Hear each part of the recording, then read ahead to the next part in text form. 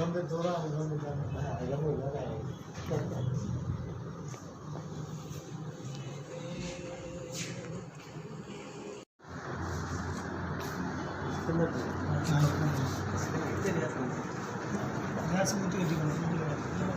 ಸಂಗತಿ भवन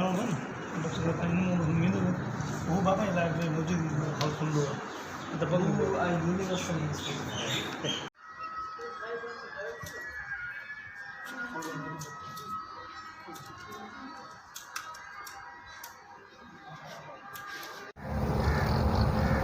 जी नाज़रीन अस्सलाम वालेकुम। मां इलियास तरी पंहिंजे यूट्यूब चैनल थर था के खणी आवां दोस्तनि जे आॾो हाज़ुर। हिन वक़्तु असां उमरकोट जे छोर उमरकोट रोड ते मौजूदु सिंध जी पहिरीं आलाप संगीत सिख्यागर जे नाले सां जेका म्यूज़िक अकेडमी क़ाइमु थी आहे उन बिल्डिंग जे बिल्कुलु मुख्य जेको दरवाज़ो आहे उन जे अॻियां ग्राउंड फ्लोर ते मौजूदु आहियूं। इन खां अॻु में जो असां हिन म्यूज़िक अकेडमी के क़ाइमु कंदड़ सिंध जे नामियारे क्लासिकल उस्ताद शफ़ी फ़क़ीर ऐं उन जी जेको कोशिशनि तोड़े हिन म्यूज़िक अकेडमी बाबति तफ़सीली ॻाल्हि ॿोल करियूं। उन खां पहिरीं तमामु दोस्तनि खे गुज़ारिश आहे त जेकॾहिं अवां असांजे यूट्यूब चैनल थर था के पहिरियों दफ़ो ॾिसो पिया त इनखे लाइक कयो, शेयर कयो ऐं कमेंट कयो। त जी दोस्तो असां ॻाल्हि पे कईसीं आलाप संगीत सिख्यागर उमरकोट में पहिरीं म्यूज़िक अकेडमी आहे जिते रोज़ानी जे बुनियाद ते वॾे तइदाद में सॼी सिंध मां जेके शागिर्द आहिनि उस्ताद शफ़ी फ़क़ीर जा उहे कही अची हिते उमरकोट पहुचनि था ऐं हिन म्यूज़िक अकेडमी खे जेका पस मंज़र में तव्हां सूफ़ी मंज़िल जे नाले सां ॾिसो पिया इन में बाक़ाइदगीअ सां हूअ राग जो जी तरबियत वठनि था, राग जी सिख्या वठनि था ऐं रियाज़ कनि था। जेको राग जो रियाज़ कीअं कबो आहे इहो जेको हिकिड़ो बर सग़ीर जो इंतिहा दर्जे जो मशहूरु हिकिड़ो टूल रहियो आहे, राग सिखण जो हिकिड़ो अंदाज़ रहियो आहे, हिकिड़ो स्टाइल रहियो आहे। उन स्टाइल खे हिकिड़े सवें जेको हज़ारे सालनि जो हिकिड़ो स्टाइल हुयो कंहिं दौर में त उस्ताद पंहिंजे शागिर्दनि खे गॾु विहारे उन्हनि खे रियाज़ कराईंदा हुआ ऐं राग जी सिख्या ॾींदा हुआ। उहो हिकिड़ो रफ़ स्टाइल हूंदो हो जेको मैनेज्ड न हूंदो हो ऐं उन में इदारा मैनेज न हुजण जे करे उहो जेके फ़नकार हूंदा हुआ सही नमूने सां हिकिड़े पंहिंजे सीक्वेंस में हिकिड़े पंहिंजे अंदाज़ में तरबियत वठी न सघंदा हुआ। हीअ सिंध जे अंदरि शायदि पाकिस्तान में पर सिंध जे अंदरि ही शायदि पहिरीं म्यूज़िक अकेडमी हुजे जेका हिकिड़े मुकमल इंस्टीट्यूशन जे अंदाज़ में हिकिड़े इदारे जे अंदाज़ में रन करे पई ऐं ताज़ो ई इहा म्यूज़िक अकेडमी उस्ताद शफ़ी फ़क़ीर हिते शुरू कई आहे। हिन वक़्तु हिते सिंध जे मुख़्तलिफ़ शहरनि मां सखर, घोटकी, शिकारपुर, लाड़काणो, खैरपुर ऐं हैदराबाद, थरपारकर जे मुख़्तलिफ़ इलाइक़नि मां उस्ताद शफ़ी फ़क़ीर जा शागिर्द अचनि पिया ऐं उते हिते पहुची ऐं सिख्या वठनि पिया। हीअ आलाप संगीत सिख्यागर कंहिं दौर में उस्ताद हिकिड़े कमरे खां शुरूआति कई हुनजी ऐं उहा उमरकोट शहर जे अंदरि रेंट ते उस्ताद जाइ वठी उते हू पंहिंजे ख़र्च ते पंहिंजनि शागिर्दनि खे तरबियत ॾींदो हो, राग जी सिख्या ॾींदो हो। पर पोइ आहिस्ते आहिस्ते उस्ताद शफ़ी फ़क़ीर जे महिनतनि रंग लाथो ऐं हू सॼी सिंध जे अंदरि न रुगो सॼी सिंध में पर हाणे हू असांजी पाकिस्तान लेवल जो हिकिड़ो फ़नकार आहे ऐं इंटरनेशनल फ़नकार आहे। हीअ पाकिस्तान जो उहो वाहिद सिंधी फ़नकार आहे थरपारकर सां तालुक़ु रखंदड़ जंहिंखे प्राइड ऑफ परफॉर्मेंस जो एवॉर्ड मिलियो आहे, सदारती एवॉर्ड मिलियो आहे। 2018 में उस्ताद शफ़ी फ़क़ीर खे इहो एज़ाज़ मिलियो जो हुन सदारती एवॉर्ड विसूल कयो।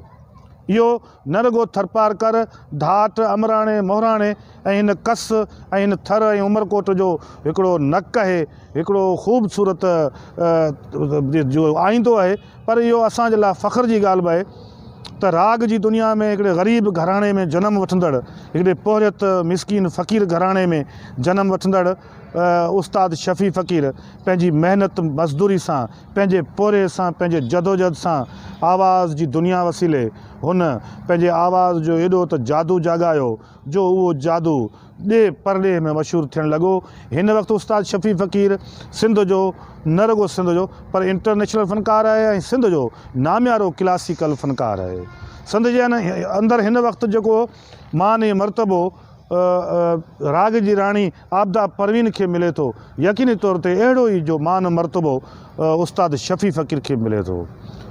उस्ताद शादी फ़क़ीर जी शागिर्दीअ में इहो सिलसिलो सफ़र शुरू करे अॼु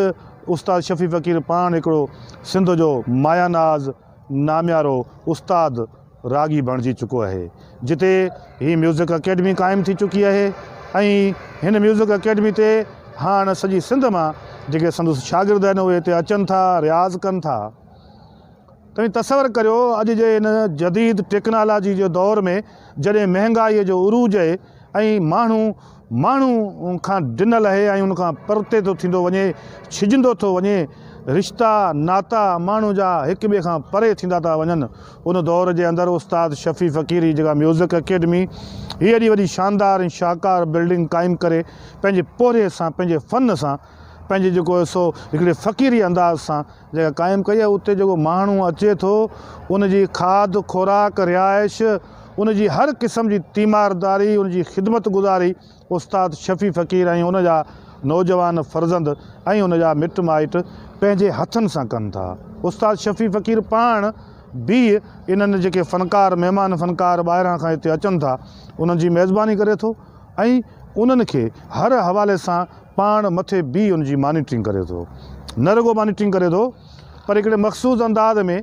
ऑनलाइन अंदाज़ में, मुख़्तलिफ़ जेके डिजिटल हिकिड़ा टूल्स आहिनि उन में हू शागिर्दनि खे सिखिया बि ॾिए थो, रियाज़ कराए थो, पाण बि ॻाए थो, गॾु बि ॻाराए थो ऐं उनजा अंदाज़, म्यूज़िक जा मुख़्तलिफ़ मरहला, म्यूज़िक जा मुख़्तलिफ़ सुर, उनजी ॼाण ही मुकमल हिकिड़ी टीचिंग लाइन आहे म्यूज़िक जी, जेका सिंध जे अंदरि पहिरियों दफ़ो ही उमरकोट जे अंदरि क़ाइमु थी आहे। ऐं तव्हांखे इहो ॿुधाईंदा हलूं त हिन म्यूज़िक अकेडमी जे अंदरि कंहिं बि सरकार भोतार वॾेरे जो पैसो न आहे। हिन जे पंहिंजे हिकिड़े रंग जो, हिकिड़े क्लासिकल अंदाज़ जो, हिकिड़े फ़न जो, हिकिड़े राग जो, हिकिड़े रिदम जो, हिकिड़े म्यूज़िक जो, हिकिड़े आलाप जो उहो समूरो नूर निचोयल आहे जेको हिन पोरियो करे ही फ़क़ीर पंहिंजी हिकिड़ी म्यूज़िक अकेडमी क़ाइमु कई आहे।